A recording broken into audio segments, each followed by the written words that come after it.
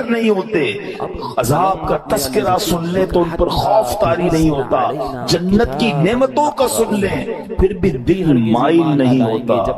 اے میرے پیارے اسلامی بھائیو، غور کیجیے، آج کے دور میں بھی بعض اوقات ایسے بندے دکھتے ہیں کہ جن کے دل سخت ہو جاتے ہیں، اور سختی کی قرآن نے وجہ تفسیر میں ہم نے سنی کہ گناہ پر گناہ، ایک کے بعد ایک دوسرا گناہ۔ حدیثوں میں یہ مضمون ملتا ہے کہ بندہ جب ایک گناہ کرتا ہے تو اس کے دل پر ایک نقطہ لگ جاتا ہے، بلیک ڈاٹ، دوسرا گناہ کرتا ہے پھر دوسرا نقطہ، تیسرا کرتا ہے تیسرا نقطہ، ایک وقت آتا ہے پورا دل ہی کالا ہو جاتا ہے۔ اب ہدایت کی کوئی بات اثر نہیں کرتی، اسی لیے کہتے ہیں نا، جیسی گناہ ہو جائے ویسی توبہ کر لو، جیسی نافرمانی ہو جائے ویسی نیکی کر لو۔ کلیریفائی ہونا چاہیے، ہارٹ پیور ہونا چاہیے، آنسو بہایا کرو اللہ کی بارگاہ میں کہ یہ دلوں کو دھو دیتا ہے، دلوں کو صاف کرتا ہے، بندہ خوف الہی سے لرزتا رہے۔ مگر آج حال یہ ہے کہ دل اتنے سخت ہو گئے، کوئی ہدایت کی بات اثر کرنا تو دور کی بات اچھی بھی نہیں لگتی۔ آج کے دور میں کسی سے اچھی بات کرو، قرآن کی بات کرو، دین کی بات کرو، لڑنے لگ جاتا ہے مسلمان ہو کر۔ یہ کیا ہر وقت بات یہ لگائی بھی ہے، کیوں بھائی اللہ رسول کی بات کرتے ہو، ہم کوئی اور بات کر رہے ہیں۔ خود سوچیں، ہمیں ہر اس شخص کو سوچنا چاہیے کہیں دل سختی کی طرف تو نہیں جا رہا۔ اچھا، اب پتھروں میں شعور ہوتا ہے، یہ بڑی عجیب بات آج ہم نے سنی، شاید سب بہت ساروں کے لیے نئی بات ہوگی۔ مفتی احمد یار خان نعیمی بہت بڑے مفسر قرآن ہیں، فرماتے ہیں اس سے معلوم ہوا کہ پتھروں میں بھی شعور ہوتا ہے۔ یہ الگ بات ہے کہ ہمیں ان کے شعور کی خبر نہیں ہوتی۔ قرآن میں ایک اور جگہ اللہ نے ارشاد فرمایا، اور داؤد کے ساتھ پہاڑوں اور پرندوں کو تابع بنا دیا کہ وہ پہاڑ اور پرندے تسبیح کرتے ہیں۔ ہاں، پرندے تو تسبیح کرتے ہیں، پہاڑ بھی اللہ کی تسبیح کرتے ہیں۔ آپ نے نہیں سنا ابو جہل کے ہاتھ میں کنکر تھے نا، کیا آ کر کہا تھا اس نے اللہ کے نبی کو کہ اے محمد صلی اللہ علیہ وسلم، اللہ کے سچے نبی ہو تو بتاؤ میری مٹھی میں کیا ہے۔ اللہ اکبر، نبی پاک کا کیا خوبصورت جواب تھا، فرمایا میں بتاؤں تیری مٹھی میں کیا ہے؟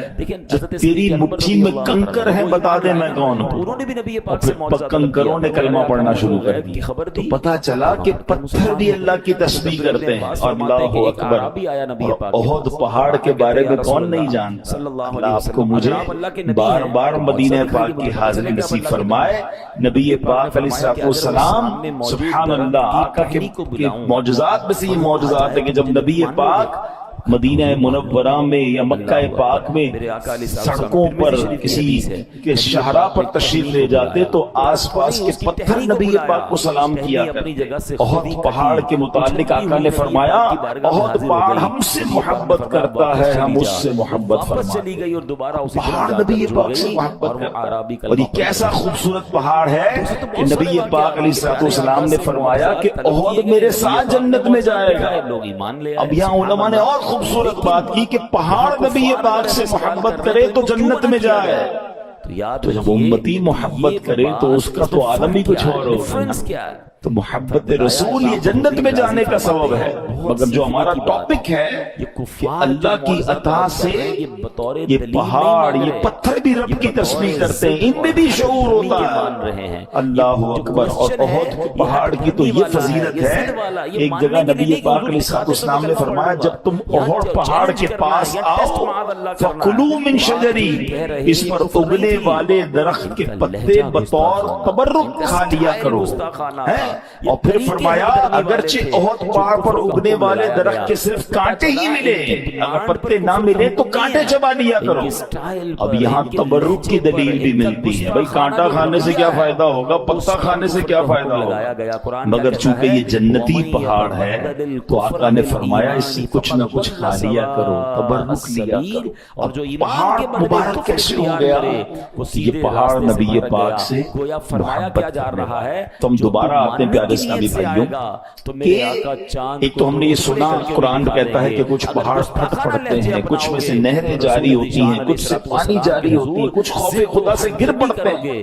ایک بار امام ابو القاسم کشمیری رحمۃ اللہ تعالی لکھتے ہیں کہ اللہ پاک کے ایک نبی کہیں سے گزر رہے تھے، آپ نے چھوٹا سا پتھر دیکھا مگر اس چھوٹے سے پتھر سے مسلسل پانی بہ رہا تھا، اب بڑے حیران ہوئے، اللہ پاک نے اس پتھر کو بولنے کی طاقت عطا فرمائی اور پتھر کہتا ہے کہ اے اللہ پاک کے نبی، جب سے میں نے سنا ہے معلوم ہوا ہے کہ جہنم کا ایندھن آدمی اور پتھر ہے۔ قرآن کہتا ہے نا اے ایمان والو اپنے آپ کو اپنے گھر والوں کو جہنم کی آگ سے بچاؤ جس کا ایندھن آدمی اور پتھر ہے۔ تو ہم آدمیوں پر تو پتہ نہیں اثر ہوا نہیں ہوا، وہ پتھر کہتا ہے جب سے مجھے معلوم ہوا ہے کہ جہنم میں پتھر ڈالے جائیں گے جب سے میں رو رہا ہوں، جب سے خوف خدا کی حالت سے میری حالت بری ہے، اور یہ جو میرے اندر سے آپ پانی نکلتا دیکھ رہے ہیں یہ خوف خدا کے باعث ہے۔ آپ اللہ کے نبی تھے، آپ نے اللہ کی بارگاہ میں دعا کی اور اللہ پاک نے یا اللہ اس پتھر کو جہنم سے محفوظ فرما، دعا قبول ہو گئی۔ آپ چلے گئے کہیں واپس آئے تو پھر اس پتھر سے پانی نکل رہا تھا، تو آپ نے کہا کہ اب تو تمہیں جہنم سے آزادی کی خوشخبری مل گئی، پھر کیوں رو رہے ہو؟ پتھر کو اللہ نے پھر قوت گویائی دی، کہتا ہے ذالک کان بکاء الحزن والخوف وہذا بکاء الشکر والسرور۔ کہتے حضور پہلے جو آنسو تھے وہ غم اور تکلیف کے تھے، اب جو آنسو ہیں وہ خوشی کے آنسو ہیں کہ اللہ نے جہنم سے آزاد۔ تو یہ اللہ کی مخلوقات ہیں، اللہ پاک یہ دنیا میں ہر طرف رب کا ذکر ہو رہا ہے، یہ اشرف المخلوقات کہلانے والا ہی غافل ہو جاتا ہے۔ حالانکہ ہم مجھے اور آپ کو بنایا ہی اللہ کی عبادت کے لیے۔ دیکھیں نا ہر چیز کے بارے میں ہم یہ جاننے کی کوشش کرتے ہیں what is the reason of the creation. Mobile کیوں بنا ہے؟ بات کرنے کے لیے بنا ہے، اگر اس میں بات کرنے کی صلاحیت ختم ہو جائے، کوئی فنکشن نہ چلے، کیا کریں گے؟ موبائل کا گاربیج کر دیں گے نا۔ پین کیوں چلتا ہے؟ پین کیوں بنا؟ لکھنے کے لیے، لکھنا ہی نہ انک ختم ہو جائے کیا کرتے ہو؟ پھر بھی لگاتے ہو، پھینک دیتے ہیں۔ جو چیز جس لیے بنائی گئی اگر وہ کام نہ کرے تو اسے ڈسپوز کر دیا جاتا ہے۔ کیا ہے قرآن کا اسلام؟ ہمیں کیوں بنایا گیا؟ کبھی سوچا قرآن بتائے گا نا ہمیں بنایا اللہ نے، تو اللہ ہی فرمائے گا نا کیوں بنایا، واٹ از دا ریزن۔ قرآن میں رب فرماتا ہے وما خلقت الجن والانس الا لیعبدون، ہم نے نہیں بنایا انسان اور جنات کو، بس دیر از اونلی ون ریزن الا لیعبدون، ہم نے اپنی عبادت کے لیے بنایا۔ یعنی میں اور آپ بنے اللہ کی عبادت کے لیے، کام کچھ اور کر رہے ہیں۔ نمازیں ہماری قضا ہو رہی ہیں، روزے بہت بڑی تعداد میں لوگ نہیں رکھ رہے، اللہ کی عبادت سے دور، حالانکہ بنایا اس لیے گیا۔ اور یہ پتھر کا واقعہ آپ نے سنا کہ یہ اس لیے رو رہا ہے کہ کہیں جہنم میں ڈال نہ دیا جائے۔ کبھی ہمارے آنسو بہے، کبھی ہمیں یہ خیال آیا کہ کہیں مجھے جہنم میں نہ ڈال دیا جائے، کہیں مجھے ایندھن نہ بنا دیا جائے جہنم کا۔ اللہ اکبر۔ اب آئیے بیان میں، جیسے میں نے شروع میں کہا کہ ایک بیماری کا ذکر ہوگا، اللہ اس بیماری سے بچائے، اور وہ بیماری ہے دل کی سختی۔ کیا کہا قرآن نے؟ ثم قست قلوبکم من بعد ذلک فہی کالحجارۃ او اشد قسوہ، پھر اس کے بعد تمہارے دل سخت ہو گئے تو وہ پتھروں کی طرح ہیں بلکہ ان سے بھی زیادہ ہیں۔ اب دل کتنا اہمیت، کتنا امپورٹنٹ پارٹ ہے ہماری باڈی کا۔ پیارے آقا علیہ السلام حدیث پاک میں ایک جگہ ارشاد فرماتے ہیں جسم میں ایک خون کا لوتھڑا ہے، وہ ٹھیک ہو جائے سارا جسم ٹھیک ہو جائے، اور جب وہ لوتھڑا بگڑ جائے نا تو سارا جسم بگڑ گا۔ سن لو وہ لوتھڑا، وہ پارٹ آف دا باڈی، مدعا کیا ہے؟ وہ قلب ہے، تو دل کا خیال میڈیکلی تو لوگ رکھ رہے ہیں یار کولیسٹرول نہ ہو جائے، ہارٹ اٹیک نہ ہو جائے، بلڈ پریشر نہ ہو جائے، والز بند نہ ہو جائے، وینز کھلی رہیں، بڑا خیال ہے۔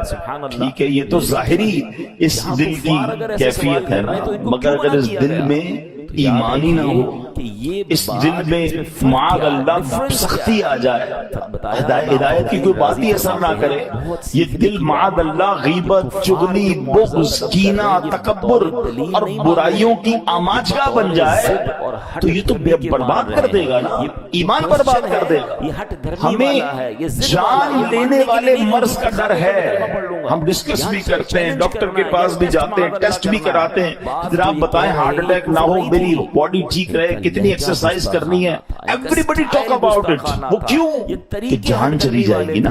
مگر مجھے بتاؤ جان جانا زیادہ خطرناک ہے یا ایمان جانا زیادہ خطرناک ہے؟ جان تو ویسے ہی جانی ہے، آج نہیں تو کل چلی جائے گی، مرنا تو ہے ہی، اس سے تو کوئی نہیں بچ سکتا، مگر ایمان سلامت لے کر قبر میں جانا یہ زیادہ ضروری ہے نا۔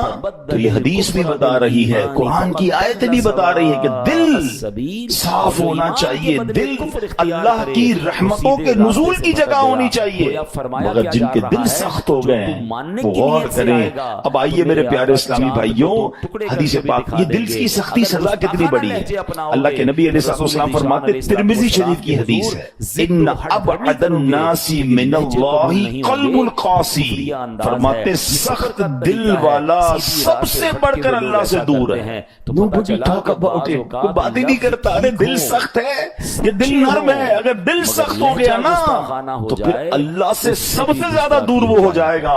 حضرت مالک بن دینار جیسی عظیم ہستی کا فرمان سنو، فرماتے بندوں کو جو سزائیں دی جاتی ہیں ان میں سب سے بڑی سزا یہ ہے کہ بندے کا دل سخت کر دیا جائے، نہ نماز میں دل لگے، نہ تلاوت میں دل لگے، نہ دعا میں آنسو بہیں، نہ ہدایت کی بات اچھی لگے، لوگ نعتیں سن کر رو رہے ہوتے ہیں اور ہم کہتے ہیں بند کرو یار مزہ نہیں آ رہا، یعنی کوئی اچھی بات دل پر اثر نہیں کر رہی، تو چیک کرو یار یہ دل سخت تو نہیں ہو گیا، دروازہ تو بند نہیں ہو گیا۔ یہ سب سے بڑی سزا ہے۔ حضرت مالک بن دینار کہتے ہیں بندے کو